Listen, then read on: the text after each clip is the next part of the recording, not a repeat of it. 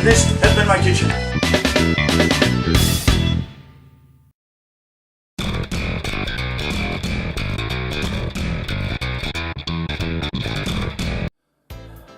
Welcome to another edition of Cooking with SonicBlu, and boy do I have something interesting for you.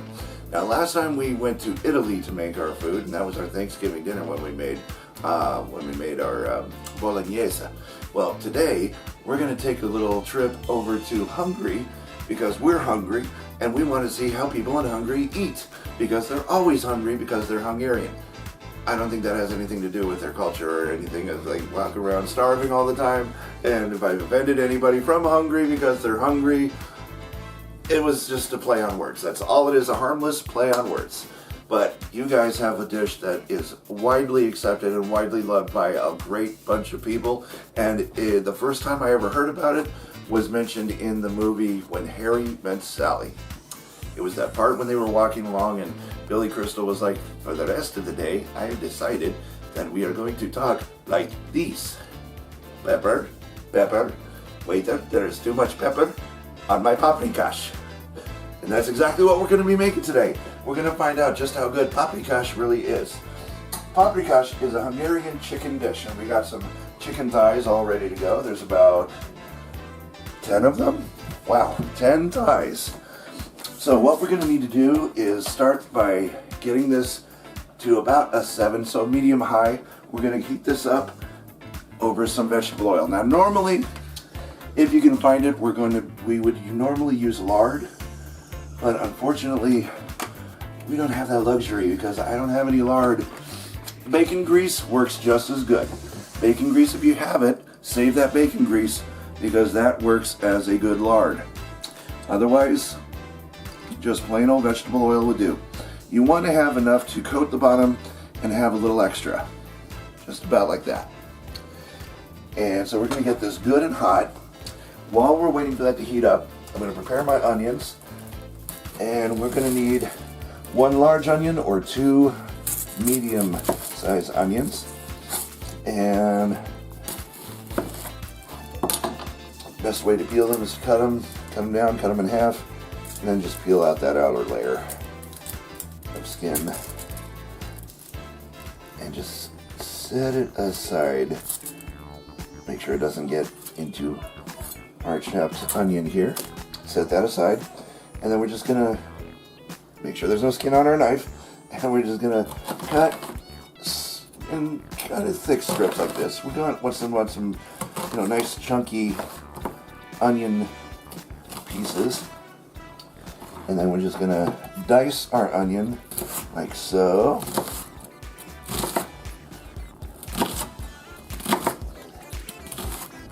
Nice and diced. Okay.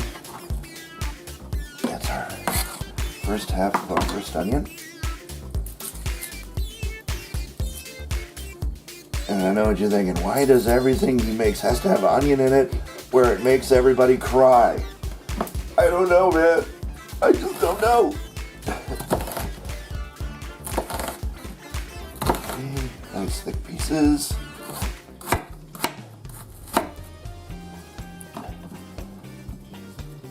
And continue along the way here.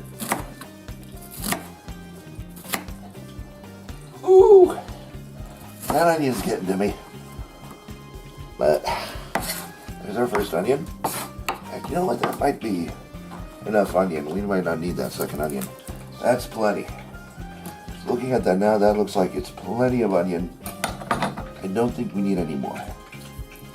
Oh God, that was potent. That was a potent onion. Very potent. Alright, You hear it? We're popping.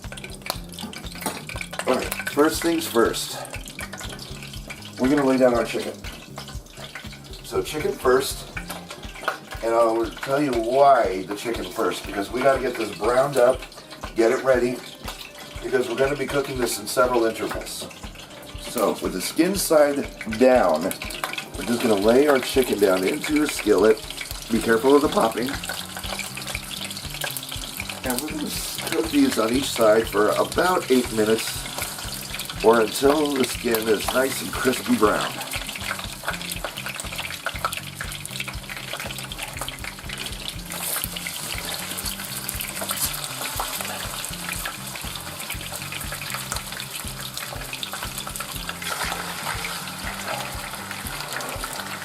Ooh.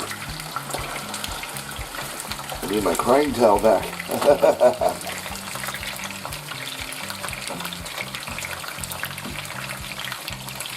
Okay, 2 more.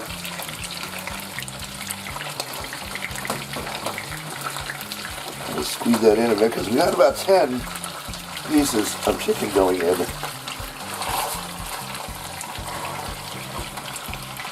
I can find a way to slide that down in there. There we go. Okay.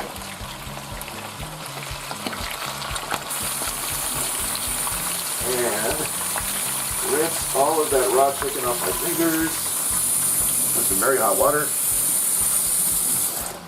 so that I can do like that and wipe off my eyes with my sleeve.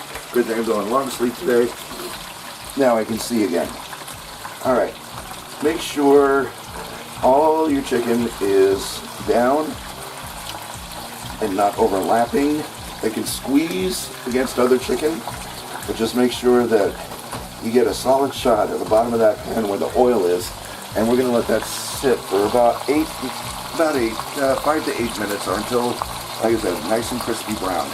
And we want this crispy mainly because when we put it into the sauce, we want that skin to be nice and crispy, even regardless of it being cooked in a sauce. And we are talking an outrageous sauce. Let's see what's going into the sauce. We got our onion.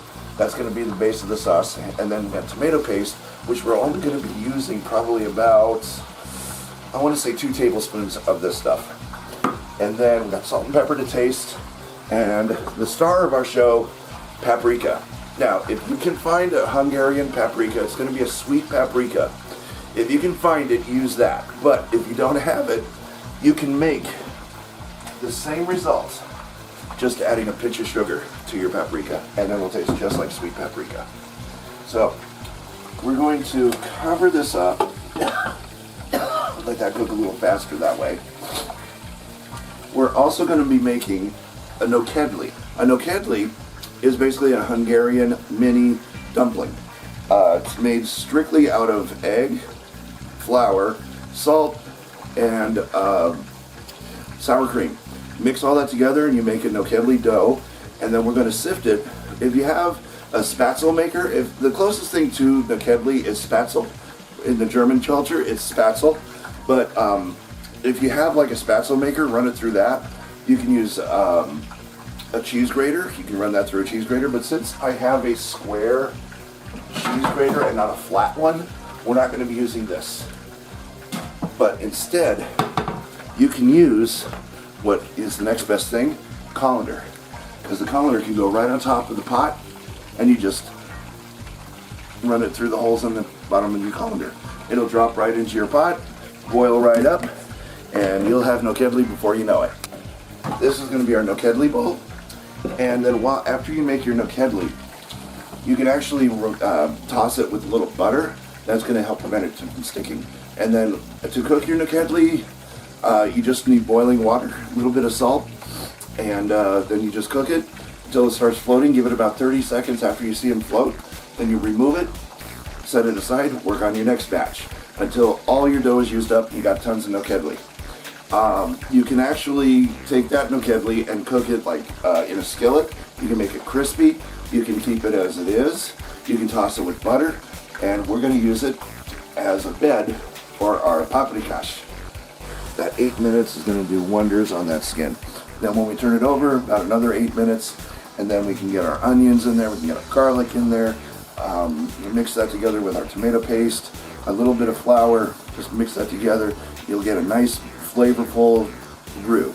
A lot of people are saying, roux? What are we in Australia now? Not that kind of roux.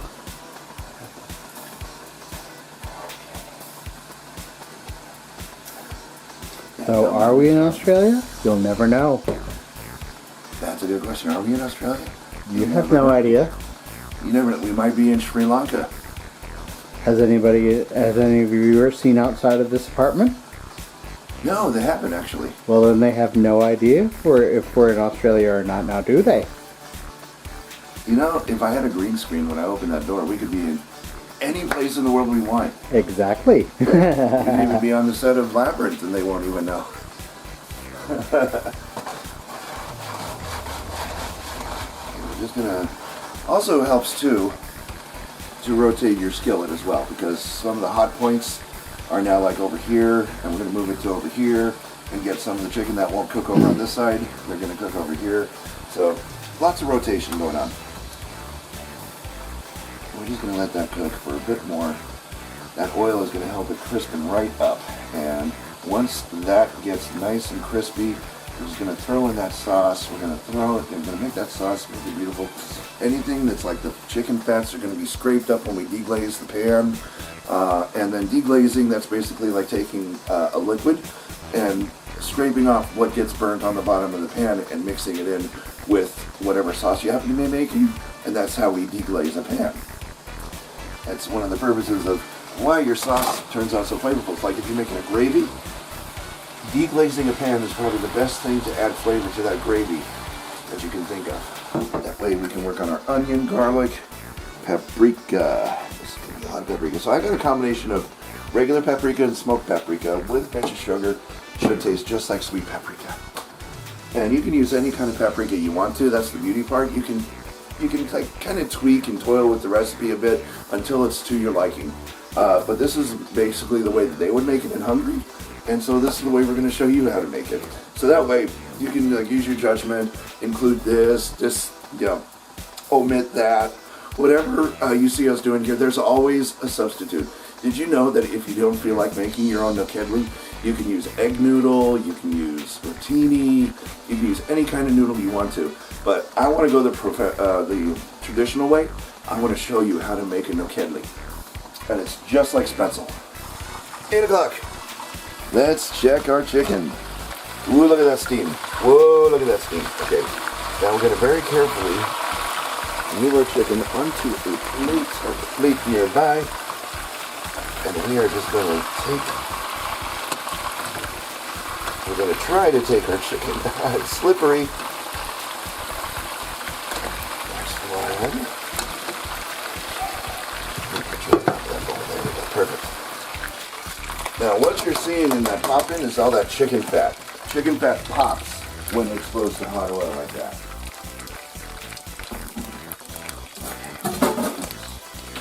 Onion right down into our oil.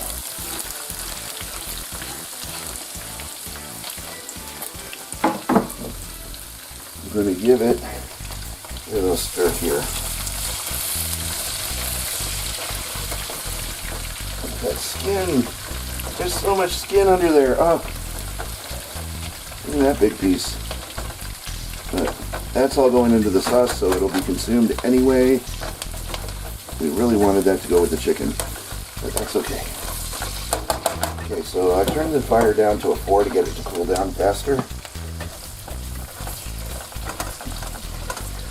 But yeah, all of that's going to deglaze when we make our roux and we make our sauce out of the roux. So that's good. And now we need the garlic. Garlic and my chopstick. Now, we're just going to take the chopstick, drop some of that garlic down in it. And we're looking about 3 cloves worth of garlic. And each clove is a cube. Easy measurements. 1 more cube's worth should do.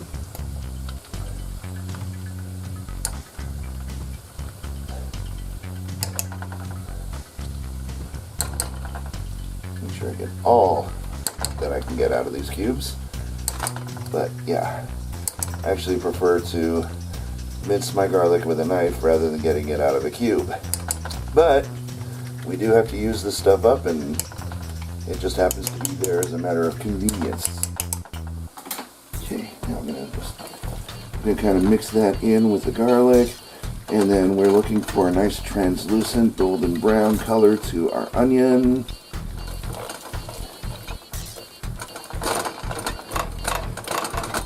Yes, that skin is going to be pretty stuck on there. But when we add our chicken broth, it should come right up. In case it doesn't, I got this to help scrape it along like that. And now, let's go ahead. Oh, there goes my paprika. Okay. Okay, now let's open up our tomato paste. About 2 tablespoons. That's 1, and we're looking for a heaping. If you can get it, heaping tablespoons tomato paste. That's heaping. Oh, looks good. Oh, yeah.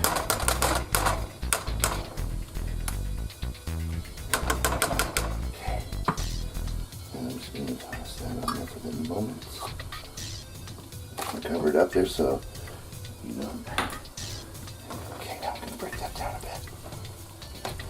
And that tomato paste is going to give it a flavor, a color, and it's going to help thicken it up with a little bit of flour.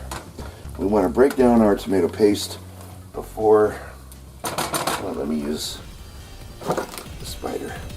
I'm going to use it anyway.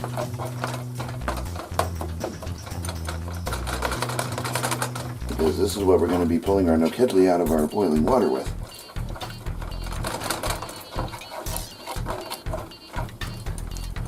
Okay, get that to mix well with the rest of that oil. It's okay if you have a little extra oil. It's not going to kill anybody. It's not going to ruin anything. But not having enough paprika, that's a sin in Hungary. Gotta have plenty of paprika.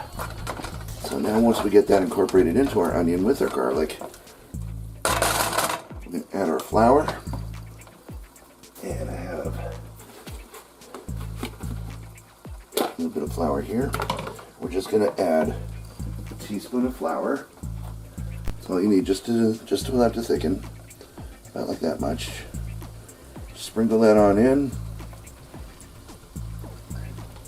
And then we can gauge however much more we need to add, if we need to add some more to really thicken this stuff up.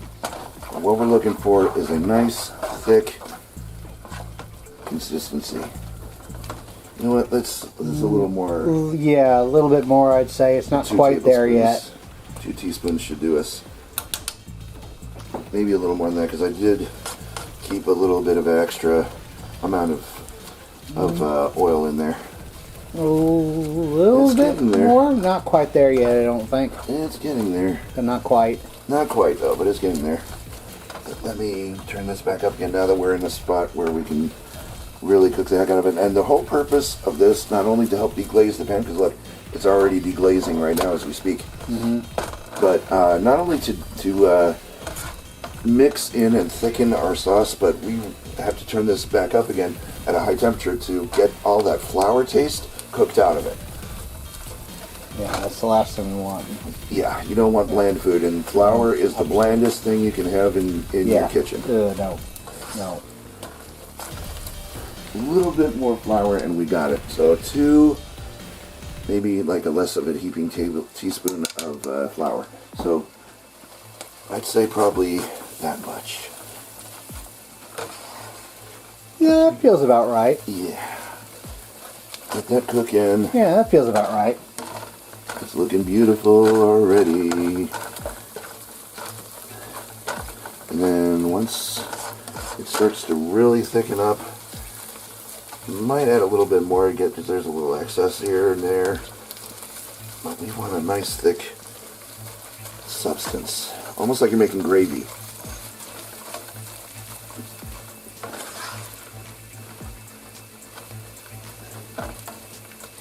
Yeah, let me add just a little bit more. So that's going to be 4 tablespoons of flour because I did add a little bit. Well, let's go 5. Can't have too much flour. But we are going to need to cook all that flour flavor out. And when we are ready, you'll know when everything sticks together in a nice thick consistency. And then we're going to add our chicken broth and kind of smooth it back out again, but we're going to add it a little at a time. Just to make sure, because there's that sculpting thing again. We are going to mold the consistency of our roux as we go. Now, 5 teaspoons of flour, and we are doing beautiful. This is normal. A lot of stuff stuck into the bottom of the pan, that's normal. Mm-hmm. That chicken broth is going to help deglaze that pan, bring all of that flavor into our roux, into our sauce. Yeah, it's definitely looking much thicker now. It sure is. It looks much better now. That is exactly around what I'm looking at. So now we're going to let this cook a little bit more. I'm going to let this stand for about, I'd say, a minute or two. While we're doing that, let me go ahead and get on our flour, because we're going to need that for our Nokedli. We get the chicken broth ready, and then I'm going to get our paprika ready, and we need the tablespoon once again. And it smells heavenly, folks. It really does. If you were here now and you were smelling it smells this, fantastic. it is a knockout right here. Look at that, look at that, look at that, look at that. When you give it a nice stir. Oh, that's beautiful. Now, if you want to, for even better perfection, you can scoop out all this excess bubbling if you want to be overly perfect, but you might scoop up some of the sauce with it or some of the onion and tomato paste, which could alter the results. And I would rather have it just a little bit oily or greasy than not enough consistency altogether. Yeah, no, I don't think it needs to be scooped out. Nah. I think it's fine. We'll be just fine. I mean, I've never had it before, but I mean, based on what you told me, I think it looks okay. Yeah. Shouldn't hurt really nothing. Good stuff. Really, really good stuff. Okay, so once we it turn looks great.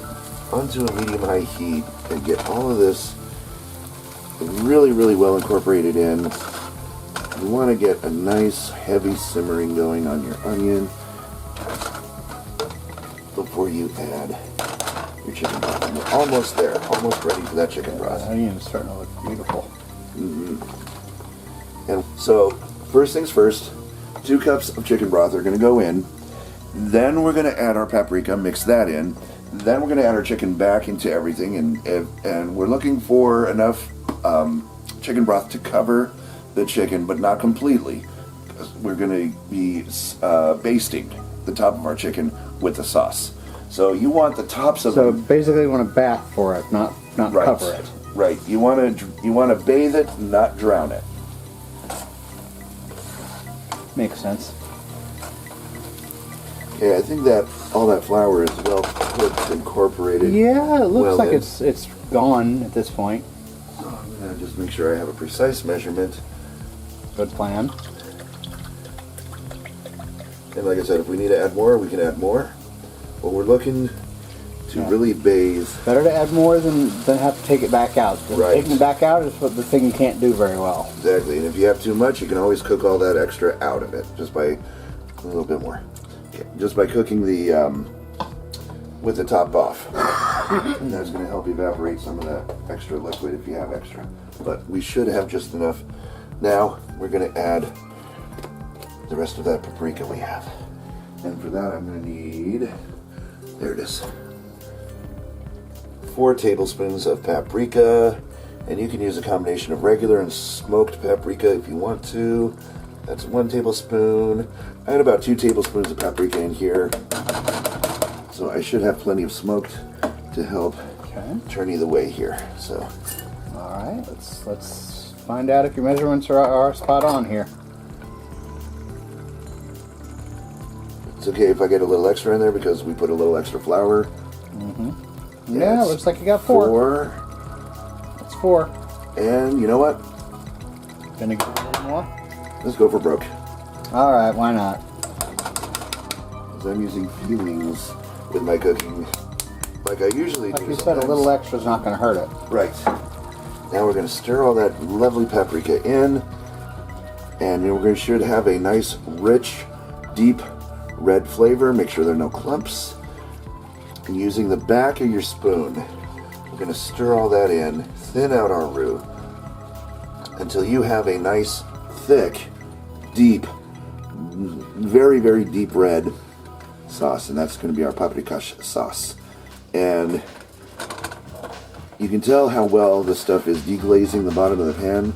If you could take your spoon and go like this. Oop, nope, there it is. There was a little bit there. But if it doesn't fling it all over like it just did there, then yeah, all that stuff that was at the bottom is now deglazed and in our sauce. We're going to make sure that all of that is mixed in. Perfect. Look at that, everybody. Beautiful consistency. Take a look at that, everybody. Oh, now, in goes our chicken. Just like before. And we're going to turn down the heat to a medium low, so about 4. Okay, we're going to baste our Paprikash sauce. If we can, get some without the onion, please. There we go, just get it all on top there. See if you can get, there we go, there we go, there we go. Looking good, looking beautiful. See if you can cover That's looking good. We're going to add the juices into our sauce as well. Let that cook in place. And anything that was on that plate is now in our sauce. Going to help add to that flavor a bit. I'm going to set this aside. That's it. Going to set our baster down over there. Now we're going to cover this, cook it on 4 for 45 minutes. And while we're cooking that, I'm going to show you how to make Nokedli. Nokedli does not take long to cook. Okay, we start with 1 cup of flour.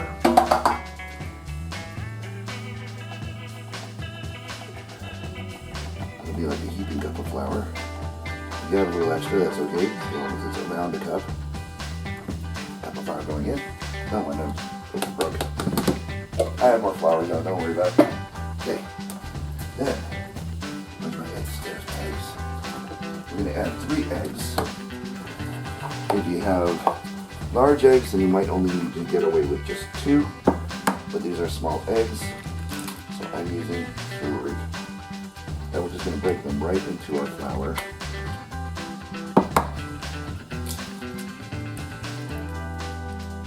And I almost forgot one key element to our paprikash over there. Uh-oh. That wouldn't have been good. Salt and pepper. Oh, yeah, that's kind of important. Okay, 3 eggs there while I go over here. And, oh, that looks so good. Ooh. Let's get a look at that. Oh, my God, that does look amazing. Ooh. Oh, that is gonna be fantastic. And hopefully nobody will be telling me there's too much pepper on my paprikash. A little salt, this is kosher salt we're using. So it's a little coarse and it doesn't go through the holes of the shaker very well, so I just like to kind of add a little dash of salt there. There we go. And now we're good. Okay. Let that cook. Okay. Salt, pepper. And hopefully there's not too much pepper on my paprikash. Okay, now I'm going to use 3 teaspoons sour cream. The heaping part is debatable by the measuring spoon. Right? Because it doesn't want to seem to let go of the rest of my cream, but that's okay. So the heaping part is debatable, but we got it. You don't want to whip the eggs before they go in. You want the eggs to mix into the flour and sour cream. You want a consistency that is between pancake batter and bread dough. You don't want anything to be too firm, but you don't want it to be too loose. You want it to be right in the middle there, and this hopefully should be the right amount of Nokedli dough. And you can always adjust, add more or less of the flour if you want it thicker, and add milk if you want to thin it out.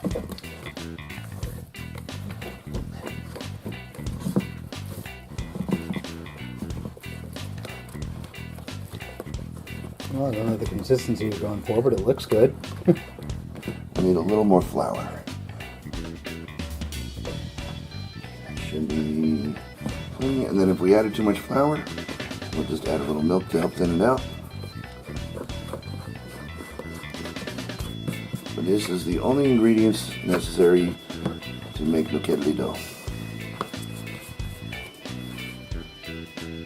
That's about right. That's about right. So it's got a nice elasticity to it. It stretches, it falls, it's gloopy. It's definitely something you don't want to be, trying to knead on your own with fingers. It's best to use a rubber spatula. That way you can get as much off the edge of the bowl as you can and get everything together. But look at that. That is exactly what we need right there to make Nokedli. All right, cool. Oh, Pusheen fell down from my rubber spatula. Make sure all that flour is mixed in.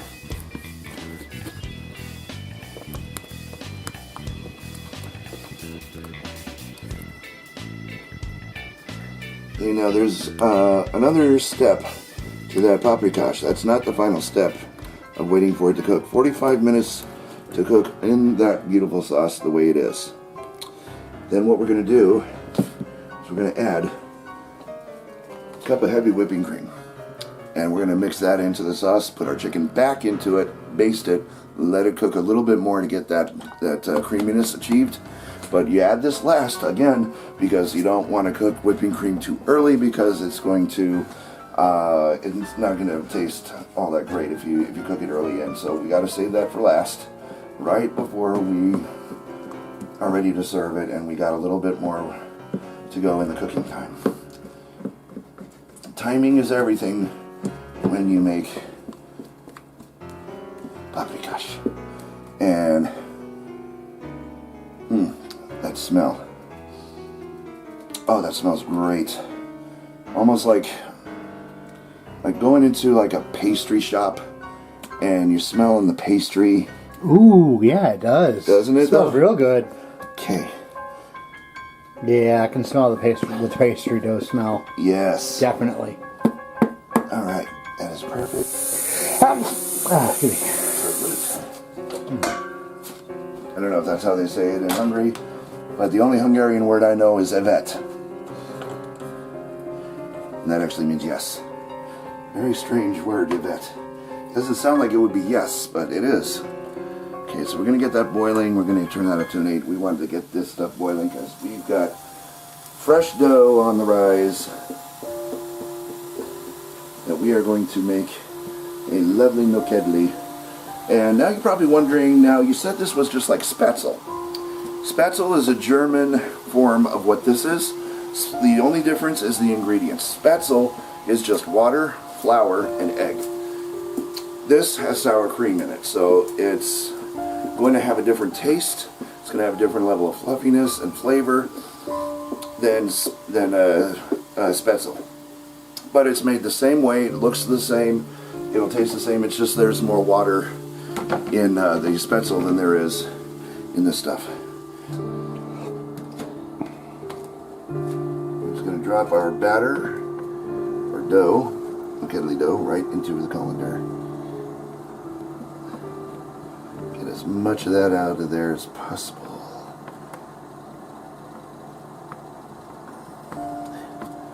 There are so many ways that you can make your Nokedli dumplings. We'll get more out of that, I'm sure. And just take a little bit off to the side here and just push it right through. And if you see down below here, just push it right through. It might take a while for them to start dropping, but you'll see. There it goes. They're dropping into the water, perfect size, perfect shape, every time. Keep doing this as much as you can. Just pass it through, pass it through, pass it through, pass it through, right through the bottom of the colander, as much as you can get. And as you can see, it's dropping right through the bottom of the colander, right into our pot. We're starting to get floaties already. Give it 30 seconds after discovering the floaties. Come on, drop down into our water. It's the only thing about doing it with a colander. Okay, about 30 seconds there. Let me get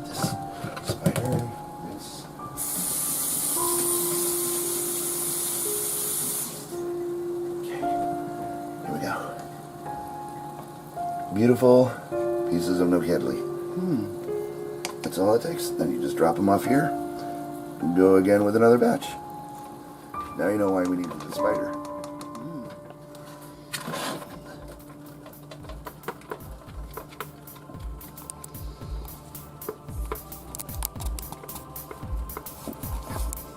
That's just pushing on through those holes. Those are on the side there. I'm just going to push them on through and tilt it.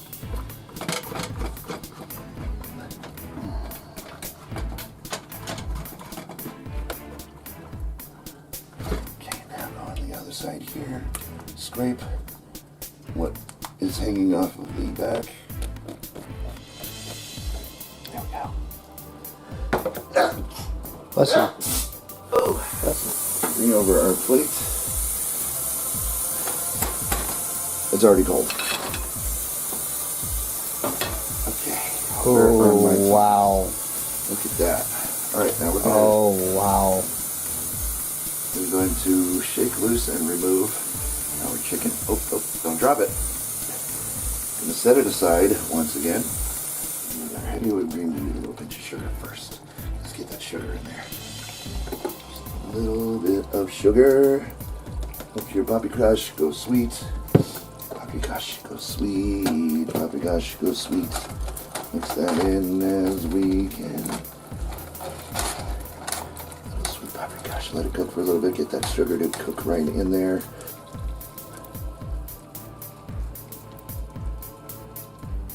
Okay, that's a cup. Close enough.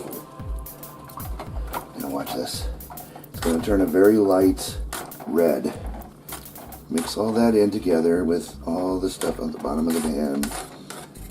And all that luscious red flavor is going to be replaced with like this brownish reddish color.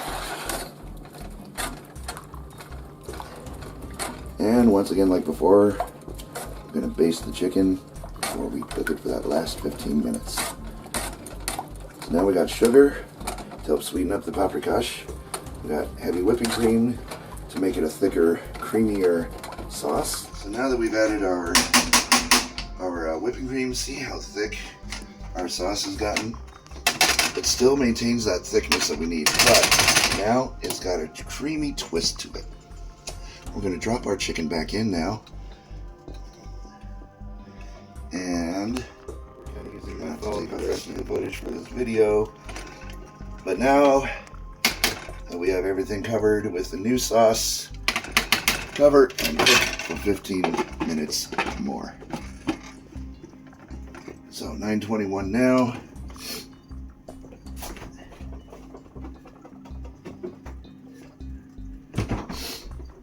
We're looking at removing that about 9:36. Give this a little bit of a toss. Make sure the Nokedli stays nice and loose. Okay, that's our Nokedli. There's our sour cream. We're done with the sugar.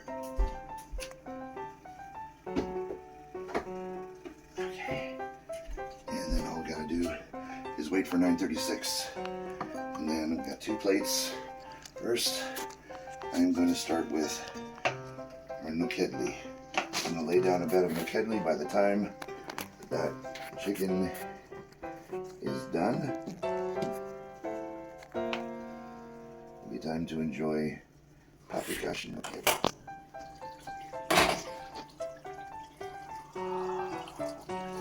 It is definitely time. Let's get a plate. Ooh, yeah, that looks fantastic. It smells great, too. It smells great, it looks great, feels great.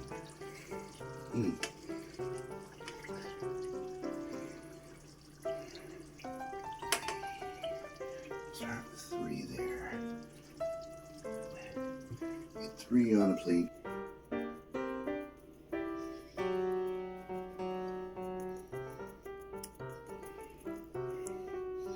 A little chive on the top. Mm-hmm. Yep.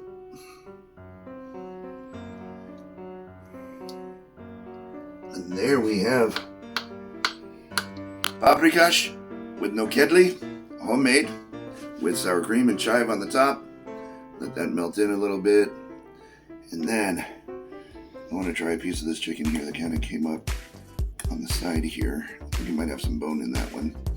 Don't worry, I'll come over here. Oh yeah, I'll get a one from that's falling off the chicken over here on this side. Dip it in the sour cream a little. There we go. And get some Nokedli. There we go. Best of all worlds. Here we go.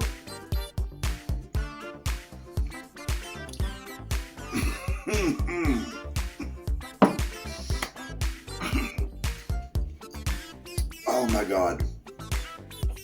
Amazing. Simply, beautifully amazing. I think I'm gonna cry. I think I'm gonna cry. This is so good.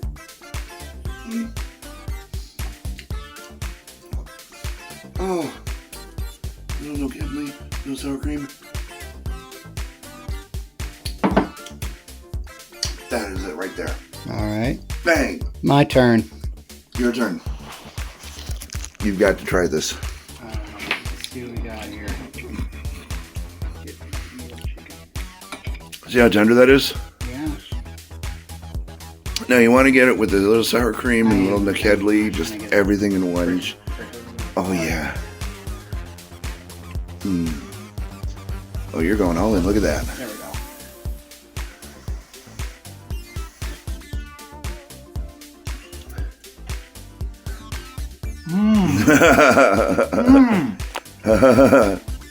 Oh, is that good or wow. what? Was that good or what? Oh, wow.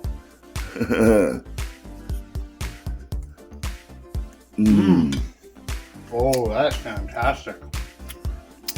And not too much pepper on your paprikash. No, it's perfect.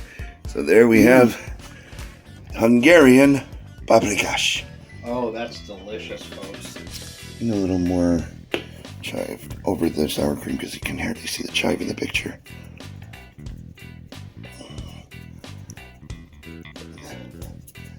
Okay. There we go. That is homemade Nokedli as our bed with paprikash on the top. And look at that beautiful dish inside.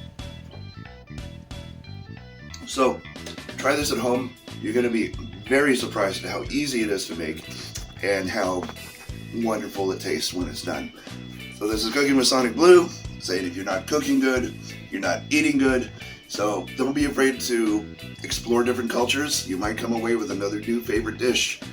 And I'm telling you something, I'm loving this.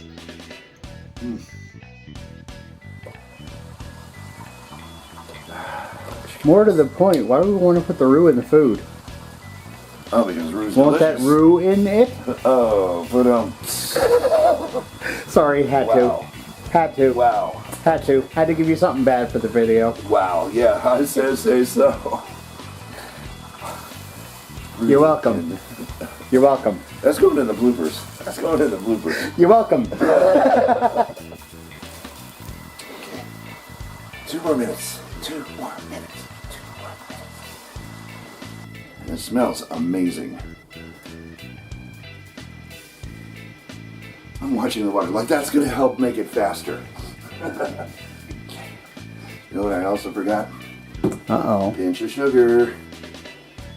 But you know what?